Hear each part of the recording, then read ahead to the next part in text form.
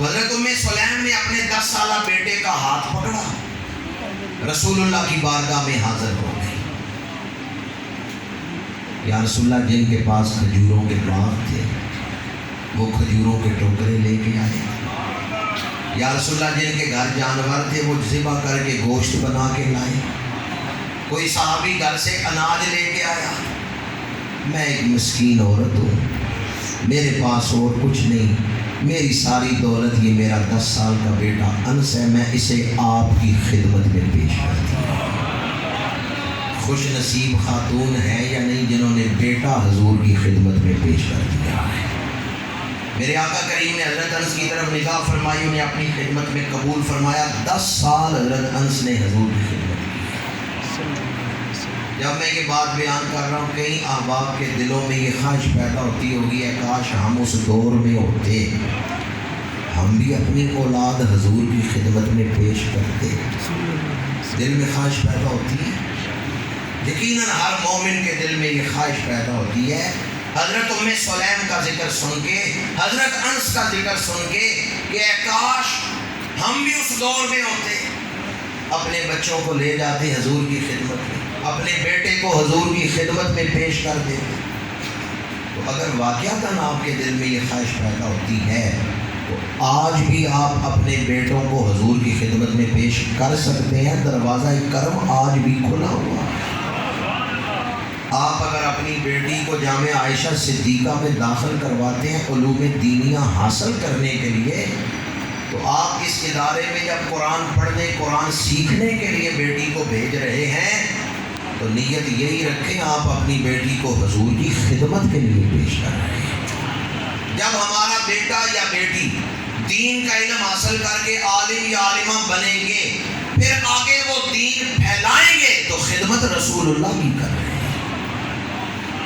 حضرت انس بڑے خوش نصیب جنہیں ان کی ماں پکڑ کے حضور کی خدمت میں لے آئیں کہ یا رسول اللہ میرے بیٹے کو اپنی خدمت میں قبول فرمایا۔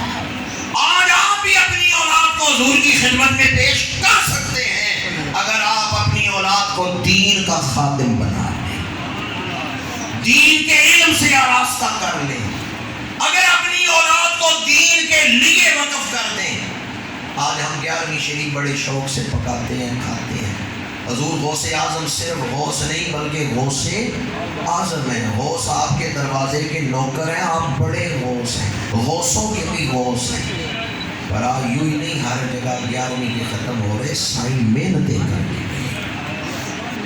آپ حسنی حسینی سید پیدائشی ولی ہیں، لیکن اس کے باوجود جیلان سے بغداد گئے ہیں دین کا علم حاصل کرنے۔ امام ابن حجر عسقلانی انہوں نے لکھا ہے کہ والدہ خط لکھتی ہیں بغداد، عبد القادر تیری جدائی میں تڑپ رہی ہوں۔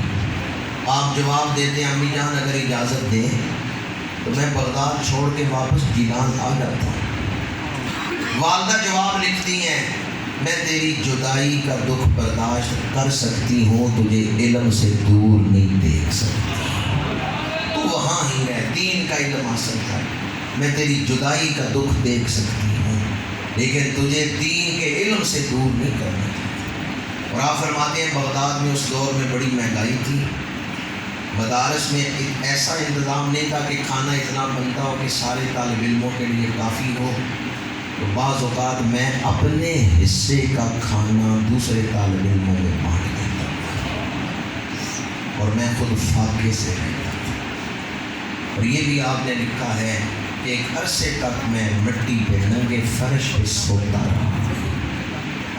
دور طالب علم آج یوں ہی نہیں 11ویں کے ختم ہو رہے، سائیں محنتیں کر کے گئے، سائیں کمائیاں کر کے گئے، علم دین حاصل کرنے کے لیے محنت کی۔ حسنی حسینی سید ہیں، پیدائشی ولی ہیں، تو پیر بننے کے لیے تو یہ چیزیں کافی تھیں۔ پھر کیوں گئے ہیں بغداد؟ والدہ سے جدائی کا دکھ بھی دیکھا ہے، فاقے بھی برداشت کیے ہیں، اور ننگے فرش پہ، مٹی پہ، کنکریوں پہ رات کو سوتے بھی رہے ہیں۔ آپ فرماتے ہیں درست العلم حتی صرت قطبان ونلت السعد من مولا الموالی، میں علم حاصل کر رہا تھا کہ میرے رب نے مجھے قطبیت کے مقام پہ فائز فرما دیا ہے۔ اور علم کے ذریعے میں نے اپنے رب سے بڑی سعادتیں پائی ہیں، علم نے بڑی رحمتوں کے دروازے کھلوا دیے۔ آج ہم جن ہستیوں کے نام لیتے ہیں، ہمارے وہ سارے مشائخ، امام ربانی مجدد الفسانی رحمۃ اللہ تعالیٰ علیہ، علوم ظاہری کے لیے آپ نے بڑی محنت فرمائی۔ سیالکوٹ میں آج بھی اس مسجد میں آپ کا سالانہ سفر میں اس سے پاک ہوتا ہے جس میں آپ ملا کمال الدین کشمیری اور حضرت محدث سیالکوٹی ان کے پاس آپ علم حدیث پڑھتے رہے، علم ظاہری حاصل کیا ہے، پھر علم باطنی کی طرف متوجہ ہوئے۔ تو جن مشائخ سے ہماری نسبت ہے، بلکہ بعض مشائخ کے بارے میں تو اس طرح بھی کتابوں میں موجود ہے کہ ان کے والدین نے جب انہیں دین کی خدمت کے لیے وقف کیا ہے تو اپنی کوئی خدمت ان سے نہیں کی، کہا ہم نے تمہیں دین کے لیے وقف کر دیا ہے۔ مادیت کے اس دور میں یہ مدارس ہماری بڑی ضرورت ہے، لیکن بعض لوگ منفی سوچ رکھتے ہیں اور ارادوں کو توڑنے والی باتیں، منفی باتیں کرتے رہتے ہیں۔ مدرسے میں پڑھو گے تو کھاؤ گے کہاں سے، دین کا علم حاصل کرو گے تو گزارا کیسے کرو گے۔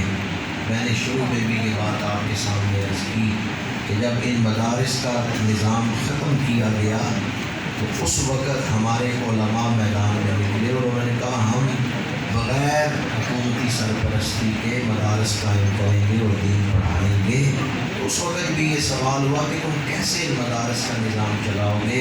انہوں نے کہا جس کا دین ہے وہ خود ہی اسباب بھی عطا فرمائے گا۔ میرے استاد حفظ کرنے کے لیے آئے تو چند دنوں بعد ان کے چچا جان سمجھانے کے لیے آئے، انہوں نے کہا مسیتل بن جاؤ گے تو کھاؤ گے کہاں سے، مسیتل بن جاؤ گے۔ استاد کہتے ہیں میں نے جواب دیا ابا جی میں نے سنا ہے دنیا مردار ہے اور اس کے طالب کتے ہیں، تو مردار کا طالب بننے کے بجائے، دنیا کا کتا بننے کے بجائے رب کے گھر کا مسیتل بننا تو بہتر ہی ہے۔ بعض لوگ جو ہیں وہ مایوسیاں پھیلاتے ہیں، قرآن کیا کہتا ہے لا تقنطوا من رحمت اللہ۔ وہ لوگ جو مایوسیاں پھیلا رہے ہیں وہ خناس والی ڈیوٹی دیتے ہیں، الذی یوسوس فی صدور الناس من الجنۃ والناس۔ میں ایک طالب علم ہوں لیکن دنیا کے 23-24 ملکوں میں سفر کیا ہے، یورپ میں، برطانیہ میں، عرب امارات میں۔ میں آپ کے سامنے اپنا مشاہدہ میں بیان کر رہا ہوں، مستقبل اسلام کا ہے اور دن بدن اسلام پھیل رہا ہے، دنیا کو اسلام کی ضرورت ہے اور آنے والے دور میں پہلے سے زیادہ ان مدارس کی ضرورت ہے۔ جب دنیا ہم سے پوچھے گی کہ لاؤ ہمیں بتاؤ اسلامی نظام ہے کیا، تو ہم انہیں کیسے بتائیں گے؟ کالجوں یونیورسٹیوں میں جو تھوڑی تھوڑی کتابیں دین کی پڑھائی جاتی ہیں وہ لوگ نہیں بتا سکتے۔ اگر اس وقت اس چیلنج کا جواب دیں گے تو ان مدارس کے علماء ہی جواب دیں گے۔ میں اپنی گفتگو کو اس پیغام پر ہی سمیٹتا ہوں۔ حضرت ام سلیم تاریخ اسلام کی وہ خوش نصیب خاتون ہیں جنہوں نے اپنا بیٹا حضور کی خدمت کے لیے پیش کیا۔ حضرت ام عمارہ، ان کے 4 بیٹے تھے، احد میں چاروں انہوں نے پیش کیا اور اپنے بیٹوں سے کہا رسول اللہ کے سامنے کھڑے ہو جاؤ، تیر تمہاری چھاتیوں پہ لگے، میرے نبی تک کوئی تیر نہ پہنچے۔ گفتگو اس محبت آفرین روایت پہ سمیٹ رہا ہوں۔ یہ حضرت ام عمارہ حضور کی دعوت کرتی ہیں اپنے گھر، دعوت سے فارغ ہوئے تو عرض کرتی ہیں یا رسول اللہ دعا فرمائیں کہ جیسے آج آپ کا قرب ملا ہے قیامت کے دن بھی اور جنت میں بھی ہمیں آپ کا قرب ملے۔ تو میرے آقا کریم نے دعا فرمائی الہی ام عمارہ کے خاندان کو جنت میں میرا قرب عطا کر۔